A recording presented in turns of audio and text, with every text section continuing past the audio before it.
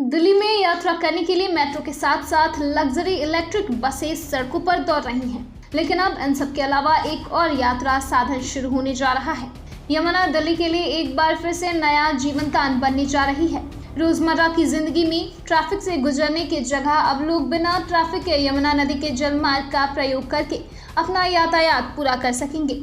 यमुना नदी में सफर और माल ढुलाई के लिए बनाई गई जलमार्ग योजना धरातल पर उतरने लगी है। LGV सक्सेना की पहल पर योजना के ट्रायल के रूप में भारतीय नौसेना की एक वर्क बोट शनिवार को यमुना में उतारी गई।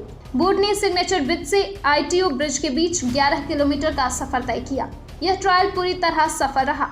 अब ITO ब्रिज से आगे भी बोट परिचालन के लिए परीक्षण किया जाएगा, ताकि निकट भविष्य में माल ढुलाई और यात्रियों के आवागमन के लिए यमुना नदी में जलमार्ग तैयार किया जा सके। 11 मीटर लंबी और 1.7 मीटर चौड़ी यह वर्क बोट 3 जून को कोच्चि से सड़क मार्ग के जरिए दिल्ली लाई गई थी, जिसे सिग्नेचर ब्रिज के पास खड़ा किया गया था।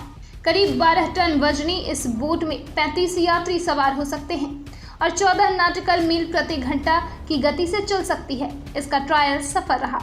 यमुना में बोट चलाने और उसके परीक्षण की योजना पहले भी बनाई गई थी, लेकिन पानी में गंदगी, यमुना की सफाई नहीं होनी, मलबा भरे होने के कारण इस नदी में बोट परिचालन के लिए पर्याप्त गहराई नहीं थी। इस वजह से योजना पर अमल नहीं हो पाया था। बाद में NGT ने यमुना की सफाई के मामले पर उच्च स्तरीय समिति गठित की गई। इसके बाद LGV सक्सेना यमुना की सफाई और उसमें बोट चलाने की योजना को लेकर सक्रियता दिखाई। LG के प्रयासों के बाद यमुना के सीमित हिस्से में नौका को एक परिवहन माध्यम के रूप में विकसित करने की योजना बनाई गई। जलमार्ग का एक चैनल तैयार करने के लिए नदी में एक मार्ग चिन्हित किया गया और उपकरणों से नदी से गाद निकाली गई। इसके बाद 22 जून तक यमुना में करीब 30 मीटर चौड़ा जलमार्ग का एक चैनल तैयार किया गया।